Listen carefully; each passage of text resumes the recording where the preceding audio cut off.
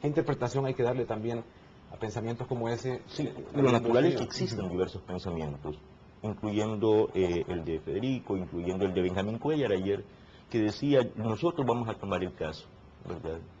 Y hablaba haciendo una comparación entre el caso jesuitas y este caso en particular, al cual se refirió ayer en una entrevista en otro canal. Y decía, tan crimen es uno, tan crimen es el otro, ¿verdad? Y no se vale de que porque eran guerrilleros, ¿no? Y hacía una explicación ahí sobre este punto en particular. O sea, es natural que existan diversos puntos de vista. Yo tengo uno al respecto. Mi punto, y para contestar concretamente tu pregunta, es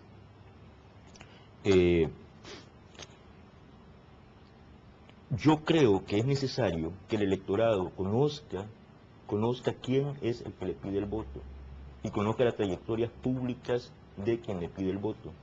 Esta es parte de la historia.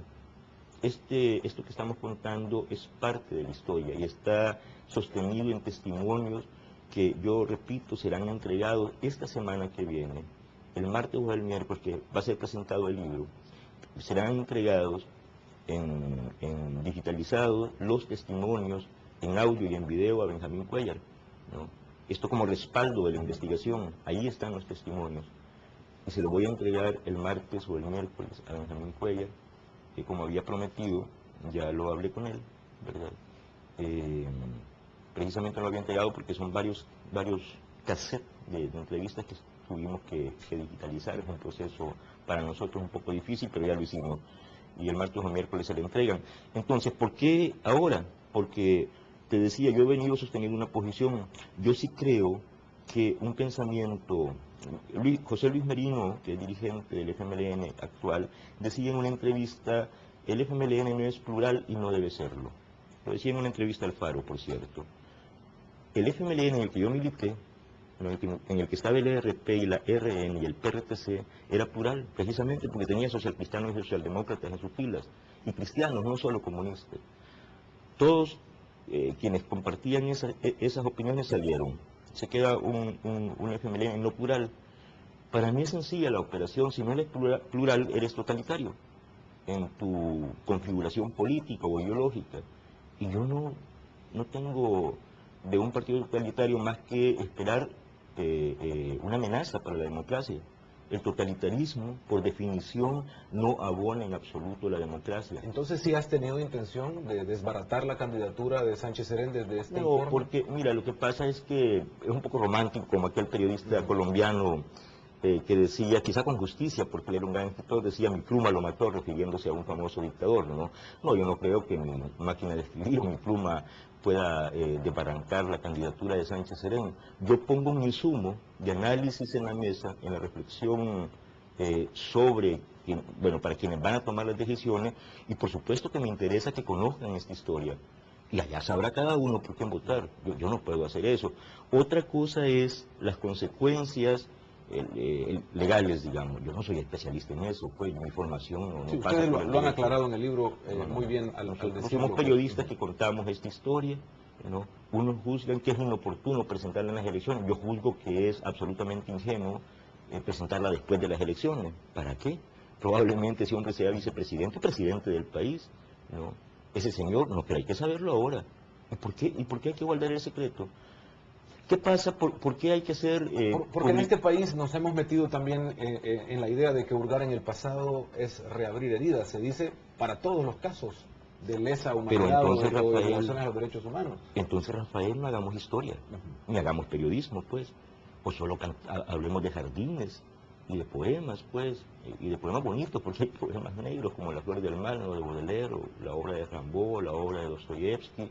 Entonces no hablemos de los grandes problemas humanos, pues. ¿Y qué es Shakespeare? Pues Shakespeare es traición, es sangre. Esa es la gran literatura y ese es el periodismo. No se trata de ponernos a cantar todo el tiempo a las mariposas y a la primavera. No, si uno revisa el gran periodismo y la gran literatura, pues, ¿no? Entonces encuentro fuera de lugar decir, bueno, ¿y por qué hablar del pasado y por qué no? Y si es que se trata la historia, pues, y entonces ¿para qué hay una Es todo lo que disciplina? hasta ahora se ha dicho siempre al momento de que se hacen investigaciones o se piden elementos de reflexión sobre los hechos del pasado. Pero es una Así. posición, está bien, hay quien piensa así, yo no pienso así. ¿Qué viene después de esto, Giovanni? de este libro. Sí, Bien, entiendo que hay inmediatamente más testimonios. hemos hecho una cosa excepcional, pues, vea que se nos agotó la edición. Ya tenemos muy pocos libros en existencia y estamos pensando en una segunda edición ampliada porque hemos recogido más testimonios y nuestra aspiración es recoger los nombres de todas las víctimas, ¿verdad? Y en la zona es posible hacerlo, es posible hacerlo por las redes de familiares. Entonces hemos recogido más testimonios y estamos en la disyuntiva de lanzar una segunda edición, ahorita nada más reedición de lo que tenemos o una edición ampliada esperándonos un mes más.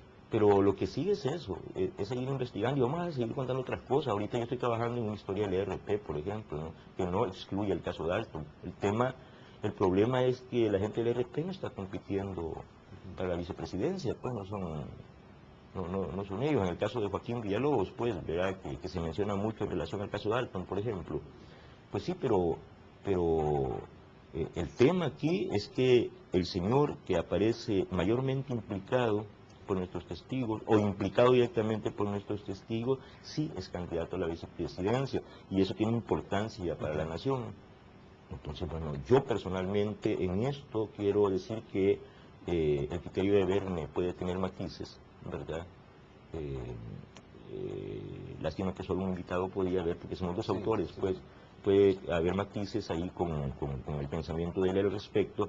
Yo sí personalmente, esto lo asumo yo personalmente como Giovanni Galea, sí creo que es importante decirlo ahora, ¿no? Como un punto de análisis a los electores.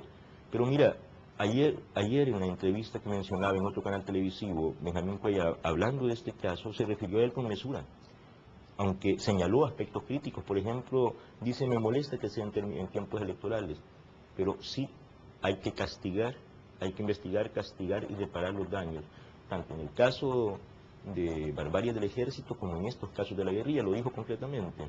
Y dice, pero después de las elecciones, no ahora, pero él se refiere a acciones legales. Yo lo que hago es un informe periodístico. Vuelvo sobre el tema del perdón y olvido, que fue bajo Correcto. lo que se logró la famosa ley de amnistía como principio sobre estas cosas. Pero sin embargo, algunos han dicho, yo hice esto, perdón. Sánchez Serén dijo también, pidió perdón por algunas de las cosas cometidas en la guerra. ¿Eso no es suficiente o no debería ser? No lo sé. Yo con la gente con la que he hablado en la zona no se sienten que les han pedido perdón, por el contrario. Sánchez Serén ha cometido un grave error, un gravísimo error, reaccionando a algunos comentarios sobre este aspecto. Ha dicho no, ha insistido hace poco menos de un mes, o poco más de un mes, 2 meses, en una serie de declaraciones al respecto, volvió a hablar de infiltrados, a decir, bueno, esos fueron casos que fueron juzgados en las leyes de la guerra, por las leyes de la CFPL, ¿no? Se trataba de unos infiltrados. Pero si esa gente tiene familia y saben en la zona que no eran infiltrados, que fueron casos de injusticia, hay casos concretos, ¿no? Hubo infiltración, ni traición, ni deserción, ¿no? Fueron errores de apreciación, de bulto, errores muy gruesos. Entonces, seguir negándole honorabilidad, seguir negando la condición de luchadores o de colaboradores a esta gente, y que su memoria sea manchada y queden como espías, como infiltrados, como traidores, eso es muy duro para la familia. Hay que ser muy insensible para, habiendo cometido el error, volver a cometerlo tantos años después. Porque, ¿y qué esperan pues de la gente? Que la gente acepte que un combatiente que ha luchado tantos años, que pierde su brazo, como el caso de uno de los ejecutados, un buzo, Agustín Aliebre, o un ojo, como en el caso de Lucas, el hermano de Tilo, que aparece ahí en el libro, ¿no? Pierde un ojo en batalla y sigue combatiendo, pierde un brazo el otro y sigue combatiendo, cuando en cualquier ejército eso causa baja inmediata, pues, son gente que sigue combatiendo y aún así las matan, acusándolos de eso, y que quieren que digan sus familias, que son gente que se incorporó a los 13, a los 14 años a la guerrilla, y los mataron a los 30, ¿no? Después de toda una vida de lucha, por un error de apreciación, porque alguien interpretó como signo de infiltración enemiga una baja de moral, una indisciplina, o porque le cayó mal.